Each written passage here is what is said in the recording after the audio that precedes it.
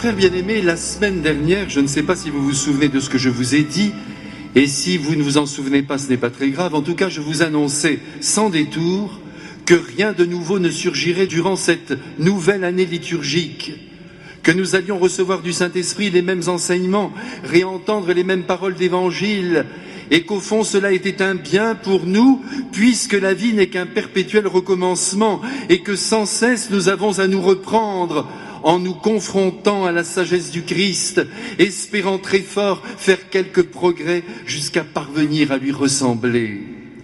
À Paris, il y a déjà longtemps, permettez-moi cette petite confidence, j'avais rencontré l'un des plus grands couturiers français, à la culture très vaste et très impressionnante, et je me revois lui demander « Mais qu'as-tu donc fait pour arriver à un tel degré de connaissance en des domaines si variés ?» Et il m'avait répondu ces mots que je n'ai jamais oubliés. C'est très simple, vois-tu, cela fait 30 ans que je relis les mêmes livres. Eh bien, mes frères, à son exemple, nous devrions, oh, ce serait magnifique, nous concentrer sur le livre divin par excellence qu'est le Saint-Évangile, nous baigner dans ses versets, de manière à y découvrir les chemins les plus beaux et surtout les plus rapides pour parvenir à ce fameux état de béatitude que les humains appellent le bonheur. Donc nous allons avec plaisir tout au long de l'année réentendre les paroles de Jésus, 1000 fois traversées, ça n'est pas grave. Et puis nous allons aussi rencontrer les mêmes personnes, à commencer par notre cher cousin Jean-Baptiste. Et oui, il est bien notre cousin puisque le Christ est notre frère. Et par conséquent, ses vieux parents méritent d'être appelés par nous ce matin, tante Élisabeth et oncle Zacharie. Oh, comme on est bien en famille! Mais venons-en à leur bambin. Autant le dire tout de suite, l'enfance de Jean-Baptiste nous échappe totalement. Cependant, quand nous voyons les exemples qu'il prend pour illustrer son enseignement et qui appartiennent tous à l'univers agricole, nous pouvons en déduire qu'il a vécu au sein d'un village de campagne et qu'il a donc contemplé bien souvent à l'œuvre le monde paysan. Il a vu les bûcherons attaquer à la hache la racine des arbres. Il a assisté et peut-être même participé à la moisson. Et sans doute aussi a-t-il porté sur ses épaules, jusque dans les greniers, des sacs de toile de jute bourrés de blé. Ce n'est qu'à l'âge adulte qu'il a dû rejoindre le désert et épouser cette vie d'ermite que nous lui connaissons. En outre, nous savons, grâce au publicain Saint Matthieu, dont l'évangile ne manque pas de détails, que Jean-Baptiste a posé sa tente à l'est de Jérusalem, dans le fameux désert de Judée, désert caillouteux à l'aridité terrifiante. C'est donc en ce lieu désolé et autour de l'année 28 de notre ère que Jean-Baptiste va faire entendre sa voix pour préparer le peuple à la venue du Messie. Toutefois, mes frères, permettez-moi de penser qu'avant d'ouvrir la bouche et de devenir le précurseur que nous savons, Jean-Baptiste s'est rendu dans le désert pour, en premier lieu, pardonnez-moi cette expression, mettre sa propre âme au carré. Jean-Baptiste n'est pas d'abord un harangueur.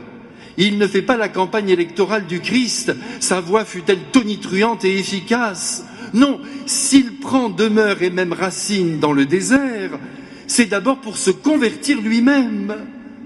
C'est en tant que pénitent qu'il jeûne, qu'il mange des sauterelles, qu'il va chercher dans les troncs d'arbres devenus des ruches quelques rayons de miel. Car c'est bien beau de vouloir convertir la terre, mais encore faut-il commencer par soi. Voilà ce que pense Jean-Baptiste et à sa suite les plus grands apôtres de la terre, de Saint Joseph, allons-y, au pape François.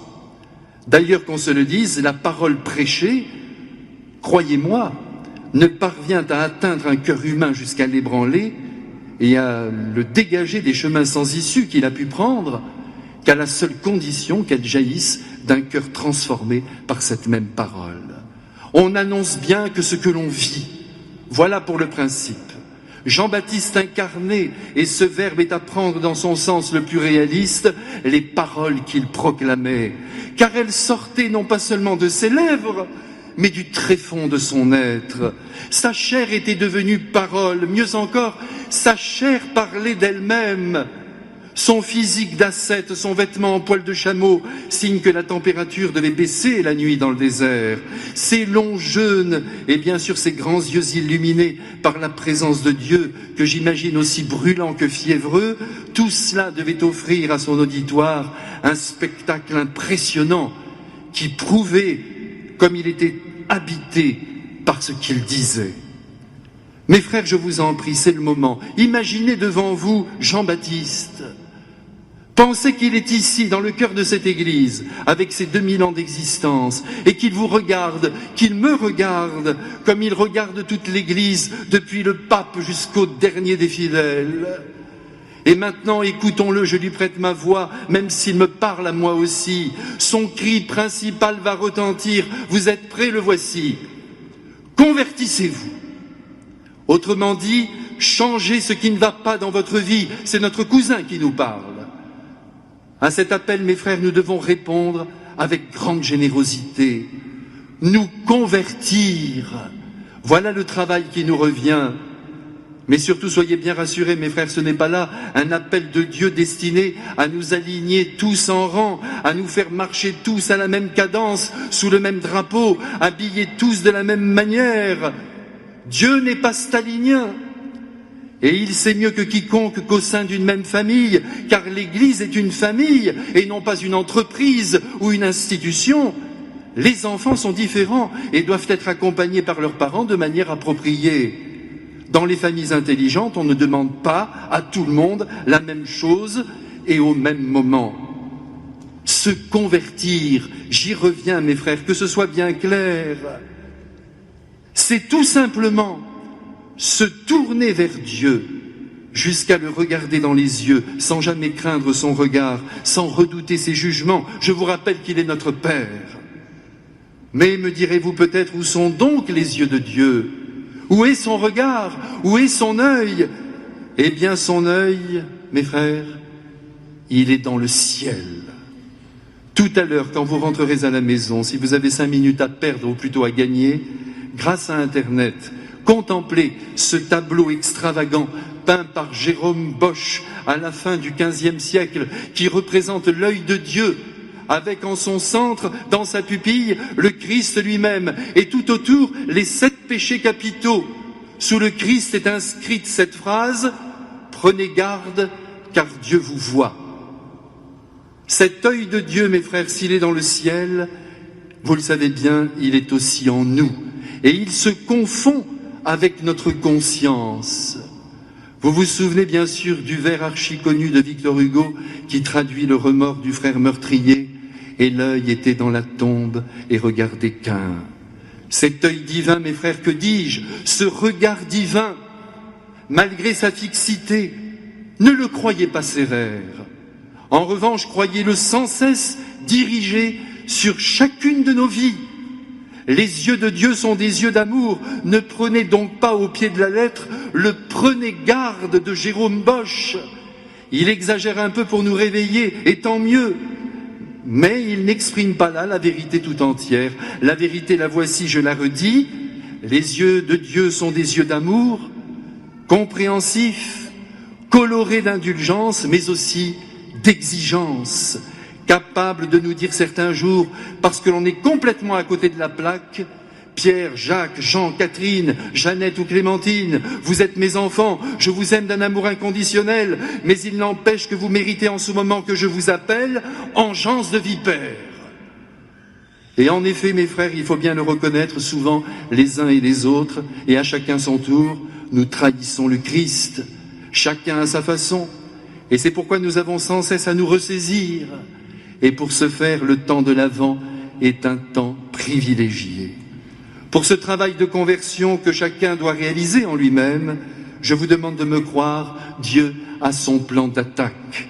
Ce qu'il cherche avant toute chose, c'est à faire grandir en nous la bonté. Nous devons devenir des êtres bons.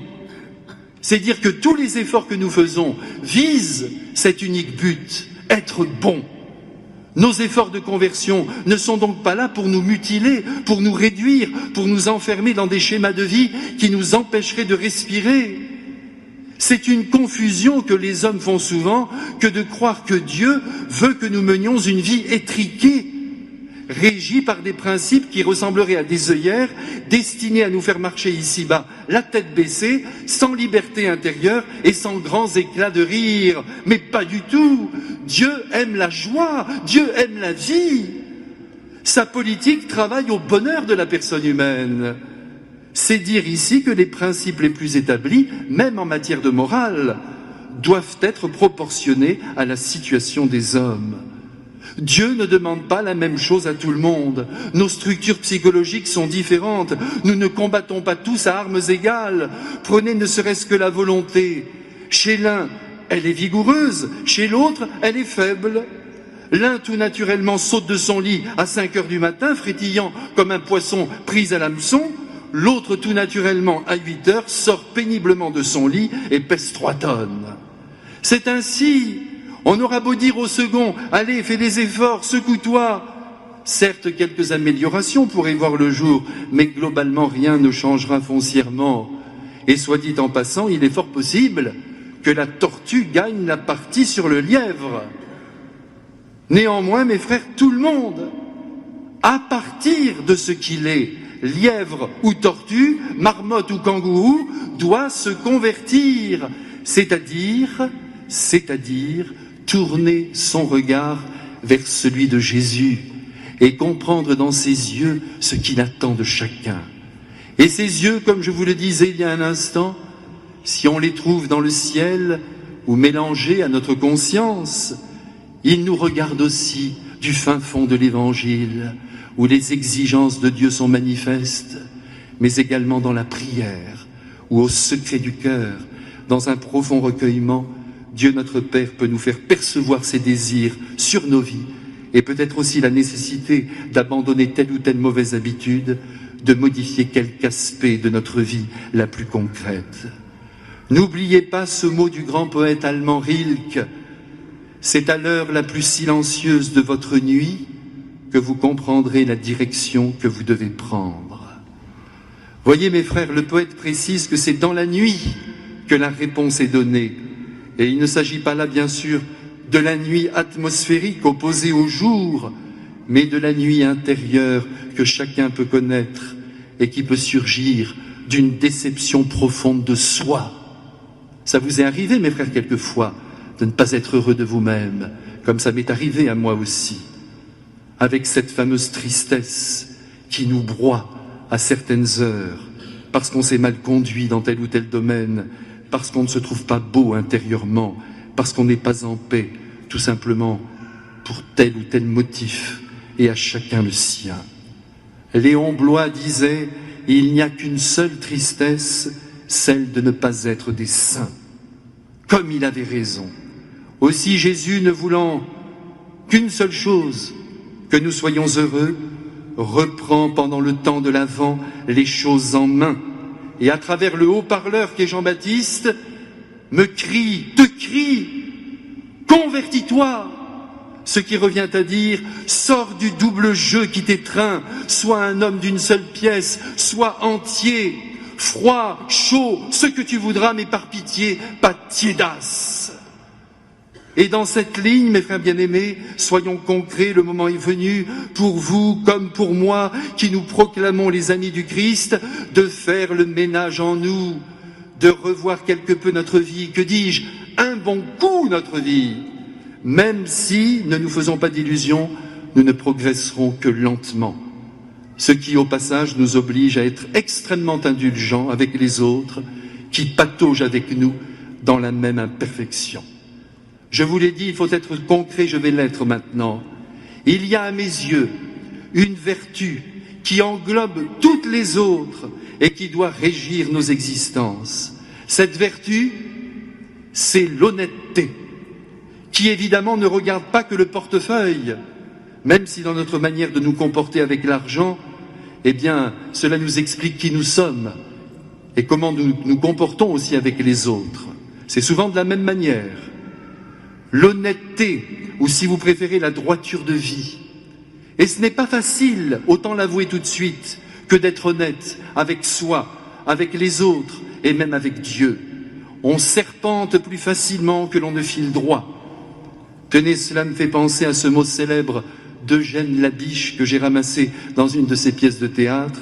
En parlant d'une femme, il disait « Elle respirait l'honnêteté, seulement elle avait la respiration très courte. » Pauvre femme, mes frères, à ne pas accabler, car elle ressemble à bien des hommes, et à moi aussi, du moins certains jours.